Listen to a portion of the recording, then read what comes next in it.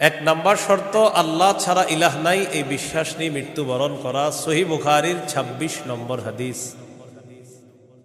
এই হাদিসের বর্ণনাকারী উসমান রাদিয়াল্লাহু তাআলা তিনি বলেন, عن عثمان رضي الله تعالى عنه قال قال رسول الله صلى الله عليه وسلم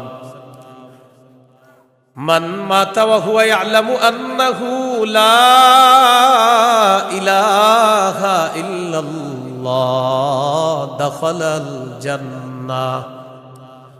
নবীজি বলেন, কেউ যদি এই বিশ্বাস নিয়ে মারা যায় আল্লাহ ছাড়া কোনো ইলাহ নাই, আমি নবী বলে দিলাম দাখালাল জান্নাহ, সে জান্নাতে প্রবেশ করবে।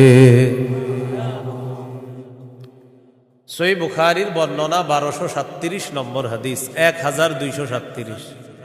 জিবরিল আমিন নবীর কাছে আসছে, আসার পর বললেন, বাশির উম্মাতাকা আন্নাহু মান মাতা মিন উম্মাতিক লা ইউশরিকু বিল্লাহি শাইআ দাখালাল জান্নাহ।